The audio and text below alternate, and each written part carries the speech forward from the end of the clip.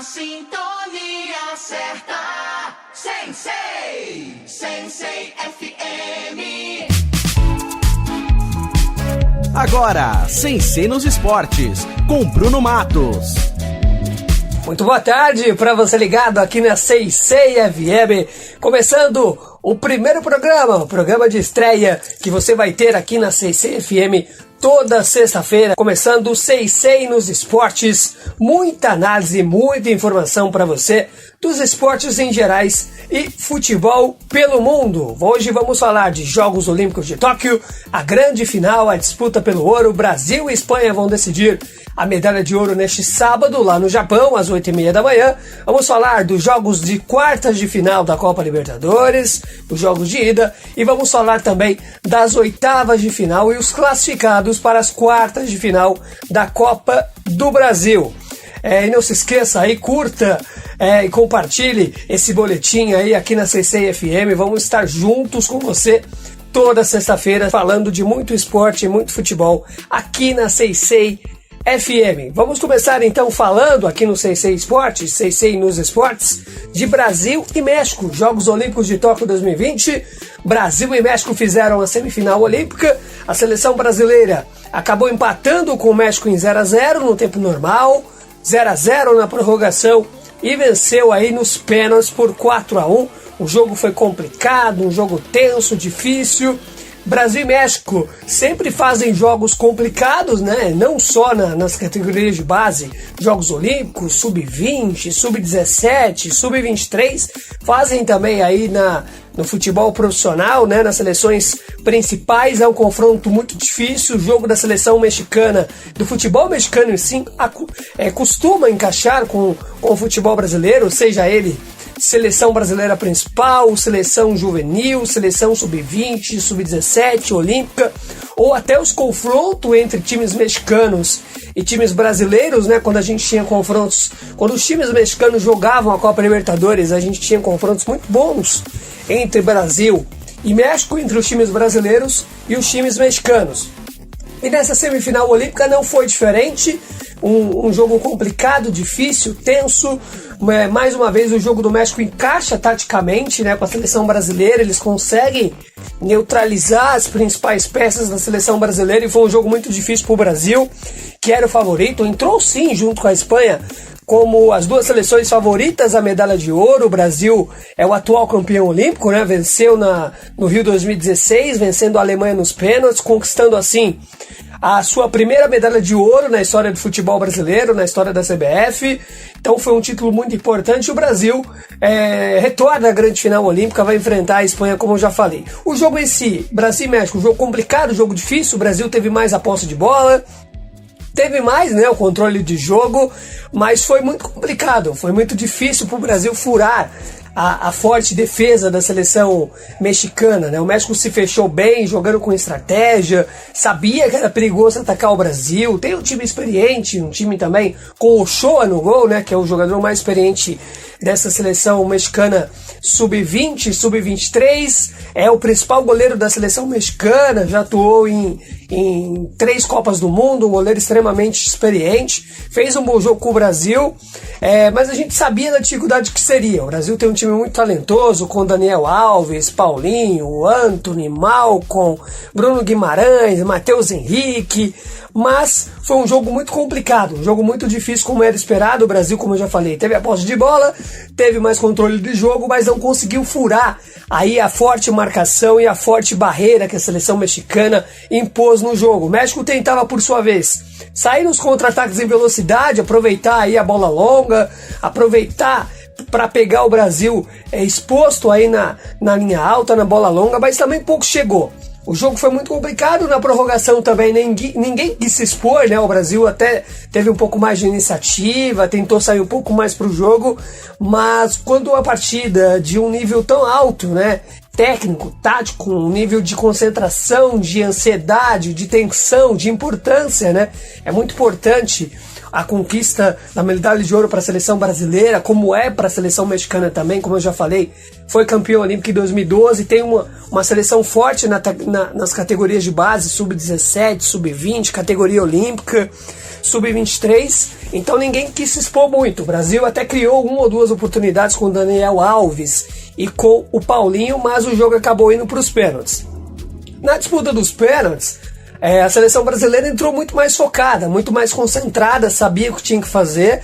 O México acabou sentindo um pouco o peso. O Santos é um goleiro muito alto, né, o goleiro da seleção brasileira, tem uma envergadura muito forte, é um goleiro extremamente técnico, um goleiro muito experiente, muito dinâmico, conseguiu pegar bem aí as batidas da seleção mexicana, acertando os cantos, pegou uma cobrança, a outra cobrança dos mexicanos bateu na trave. O Brasil, por sua vez, jogadores muito tranquilos, muito confiantes, batendo bem, acertou as 4 cobranças e o Brasil venceu a seleção do México por 4-1, chegando assim a mais uma grande final olímpica e vai disputar o ouro neste sábado contra a seleção espanhola.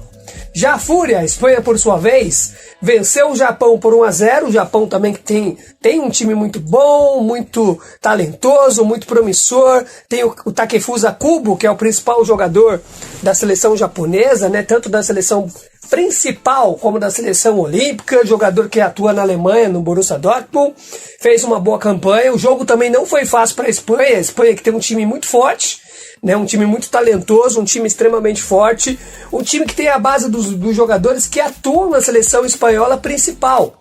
Então a Espanha chegou nos Jogos Olímpicos para vencer. Comparando com o Brasil, levaram força máxima.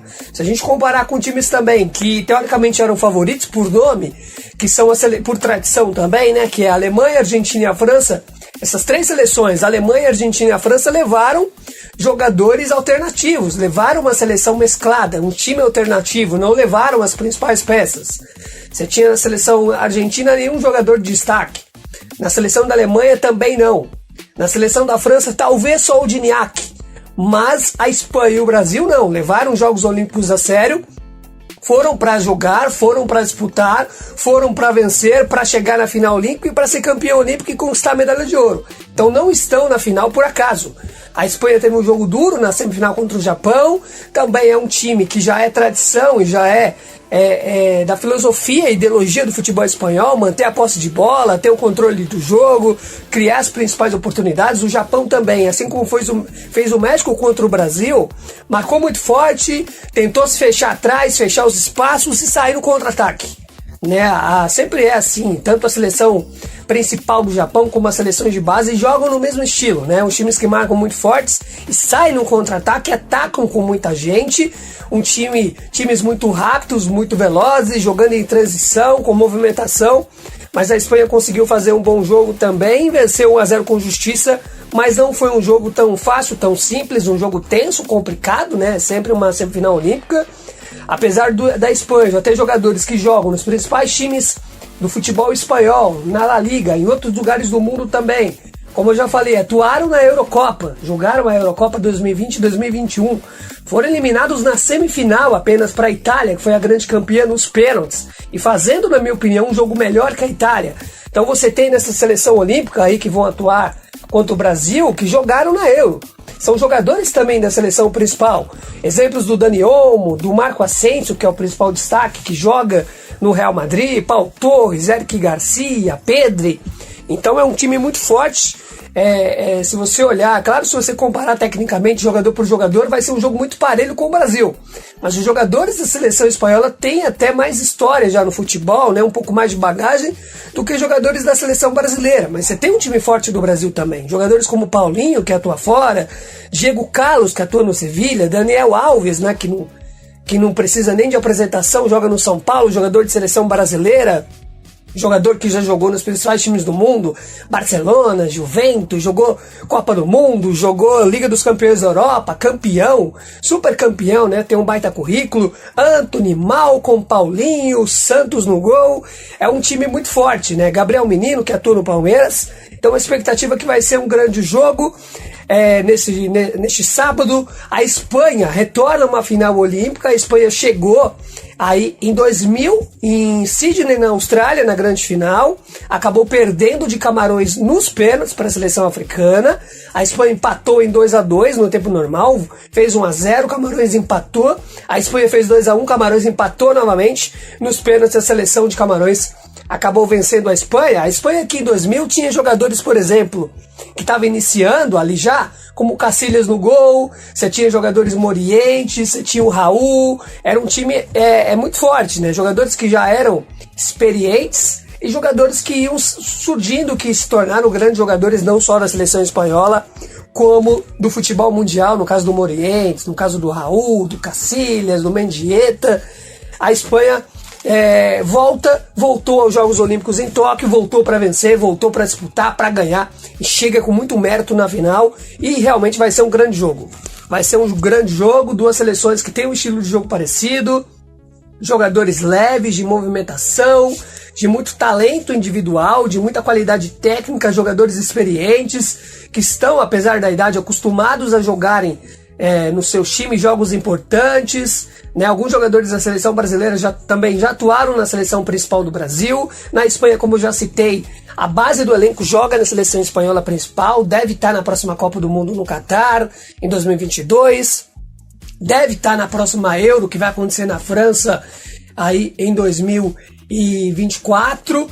Então a expectativa é de um grande jogo. O jogo ocorre no Japão, em Yokohama, às 8h30 da manhã, neste sábado, Brasil e Espanha, o estádio que a seleção principal do Brasil foi a grande campeã do mundo, conquistou o pentacampeonato lá no estádio Olímpico de Yokohama, no Japão. Então Brasil e Espanha vão decidir a medalha de ouro neste sábado, 8h30 da manhã. Vamos torcer aí para os nossos meninos do Brasil, mas vamos torcer por um grande jogo, para gente que gosta, que ama futebol, é apaixonado pelo futebol e por Jogos Olímpicos. Certamente vai ser uma grande final entre Brasil e Espanha, dois times de muita qualidade técnica, tá bom? Então sábado aí, 8h30 da manhã, fique ligado em Brasil e Espanha. Na semana que vem a gente vai voltar na próxima sexta-feira, aqui no 6 nos esportes, no boletim na próxima sexta-feira, para falar aí do resultado do jogo, do título da seleção brasileira, né, da medalha de ouro, ou do título e a medalha de ouro da seleção espanhola, que nunca venceu os Jogos Olímpicos. A Espanha não tem uma medalha de ouro nos Jogos Olímpicos, foi medalha de prata em Sydney em 2000 na Austrália, tá bom? E agora a gente vai passar para a Copa do Brasil. A Copa do Brasil que também está entrando aí na sua fase decisiva, né? Já estamos na fase de quartas de final, tivemos os confrontos das oitavas de final. Então vamos falar aí os times classificados para as quartas de final.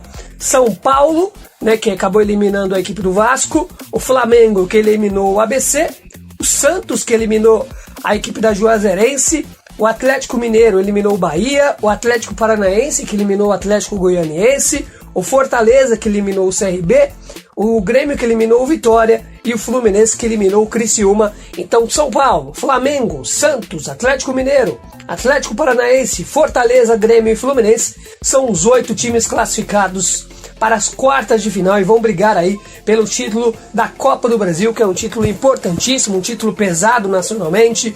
Dá uma vaga para a Copa Libertadores da América, vai dar uma vaga na Copa Libertadores da América para o campeão, uma vaga direta na fase de grupos, na Libertadores de 2022, e também na questão financeira, o prêmio, né, em dinheiro da Copa do Brasil é um prêmio muito, muito alto, né, e é muito importante para os clubes, ainda mais nesse momento de pandemia, de não ter receita de torcida, receita de bilheteria no estádio, de público, né, apesar que vai voltar também o público daqui uns meses aqui no futebol brasileiro. Então é importantíssimo vencer a Copa do Brasil pelos motivos técnicos, né, do futebol, de importância de conquista, e também pelo motivo de planejamento e o motivo financeiro.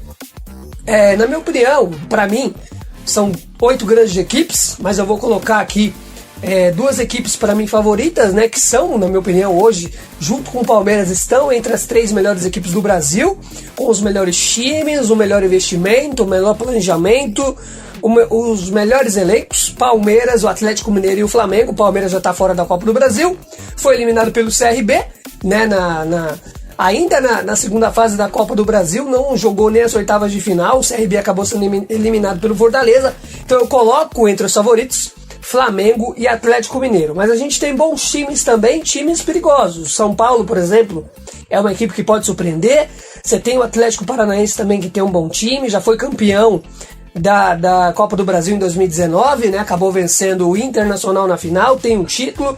O Fortaleza é um time extremamente talentoso e um time que tem aí o treinador, o argentino Vojvoda, que faz um grande trabalho no Campeonato Brasileiro. Fortaleza está nas primeiras colocações aí no Campeonato Brasileiro.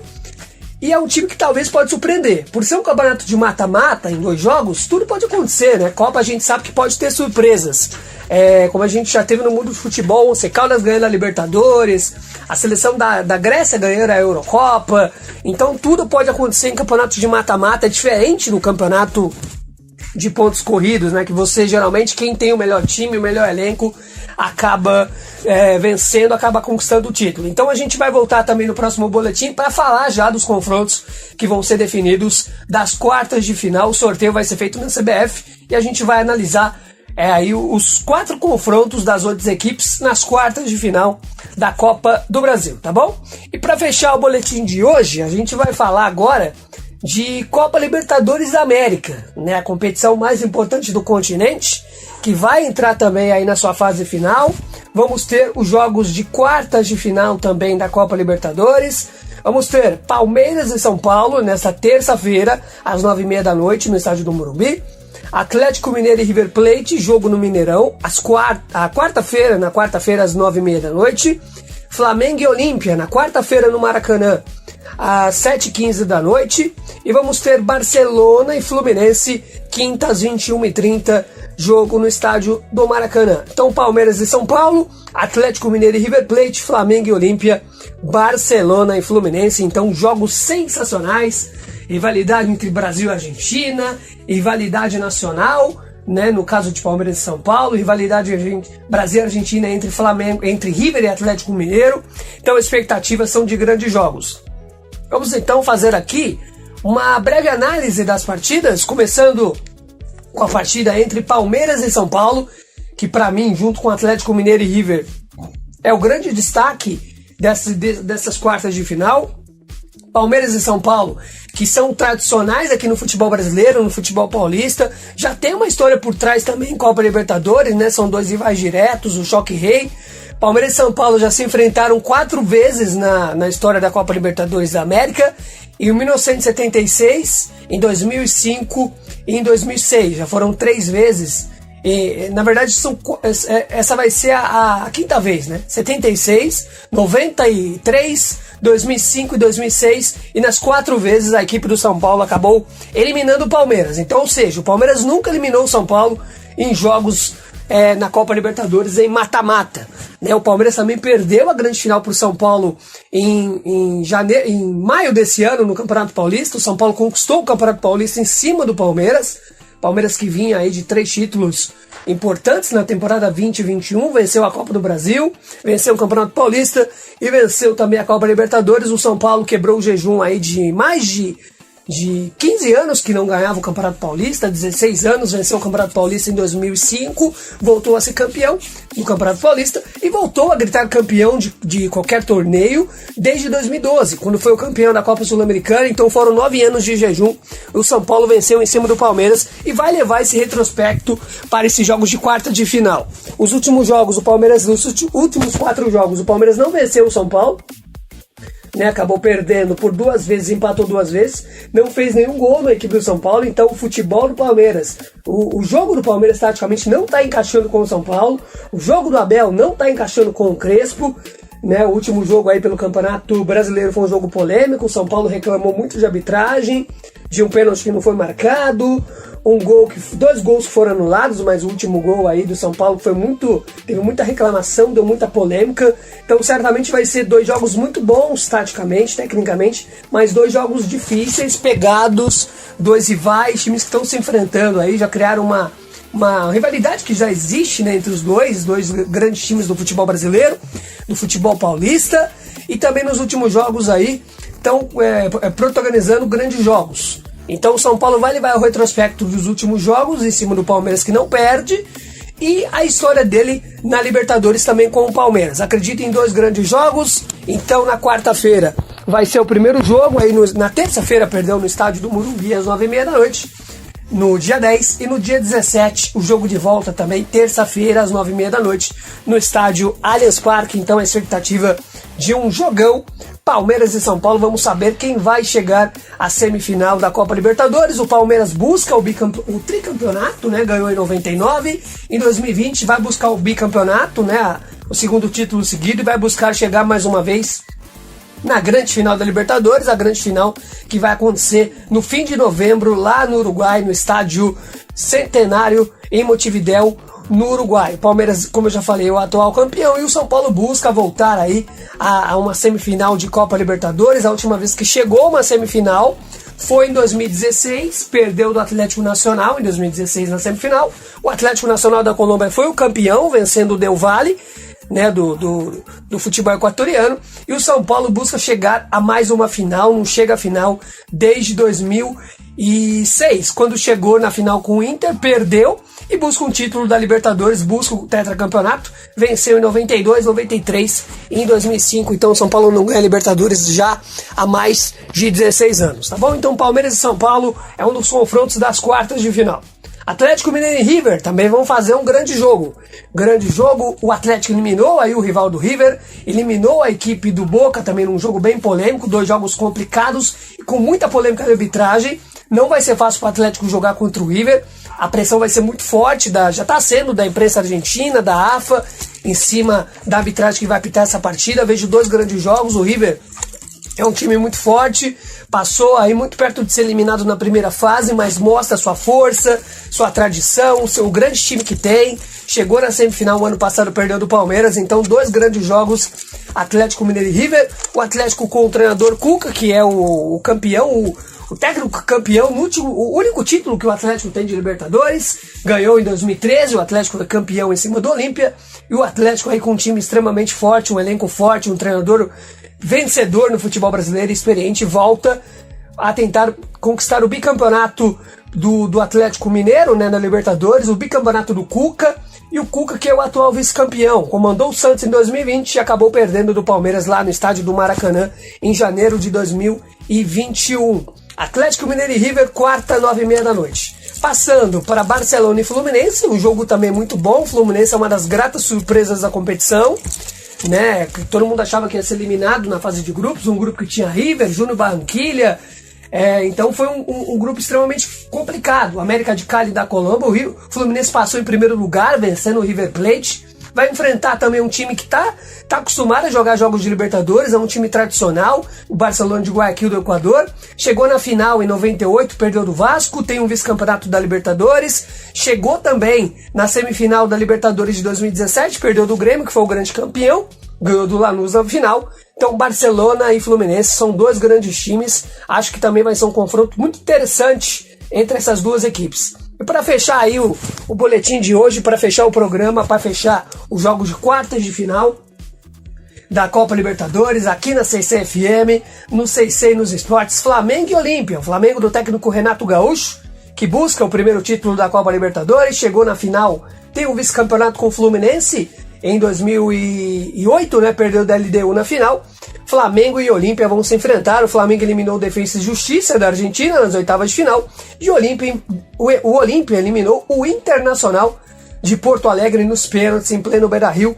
Para mim o Flamengo é favorito nesse jogo, tem um time melhor, um time mais forte, um time com um pouco mais de camisa, mas precisa abrir o olho porque o Olímpia também é um time muito forte defensivamente, taticamente, então acredito num jogo muito complicado para o Flamengo, principalmente no Paraguai. Eu acho que se o Flamengo conseguir fazer um bom jogo lá, conseguir trazer um bom resultado, eu acho que o Flamengo vai passar tranquilo, vive uma grande fase, não perde há muitos jogos com o Renato Gaúcho, tá aplicando goleada em cima de goleada, jogando bem no Campeonato Brasileiro, goleou o São Paulo por 5-1, venceu o ABC por 6-1, venceu o Corinthians também, na Libertadores jogou bem contra o Defensa e Justiça, né, principalmente na segunda partida, no jogo de ida, que era o primeiro jogo do Renato, foi um jogo mais complicado, no segundo jogo o Flamengo mais organizado em campo, com mais cara de time de Renato Gaúcho, e é um time que está crescendo a cada jogo, tanto no Campeonato Brasileiro, tanto na Copa do Brasil, como na Libertadores, e acho que é o time, para mim, favorito a chegar à grande final da Libertadores. Se vai vencer ou não é outra história, mas no lado da chave, que tem o Flamengo, que tem o Barcelona, o Fluminense e o Olímpia, acho que é o lado mais fácil da chave, comparando com o lado de lá, que tem Palmeiras, São Paulo, Atlético Mineiro e River. Então vamos ver aí e o que esperar de Flamengo e Olímpia. Eu aposto nos classificados Palmeiras, River Plate, Flamengo e o Barcelona de Guayaquil. Acho que o Atlético não passa do River e acho que o Fluminense não passa do Barcelona de Guayaquil, tá bom? Então vamos fechando por aqui mais o primeiro, né? O primeiro de muitos programas. Sou muito feliz aqui com o programa 600 nos esportes aqui na 600 FM. A gente volta então, encontro marcado na semana que vem, no mesmo horário, sexta-feira que vem, aqui na 600 FM, tá bom? Um abraço e até mais. E não se esqueça, se inscreva no canal Bruno Matos Radialista no YouTube. Um abraço e até mais, galera! Você ouviu 600 nos esportes com Bruno Matos.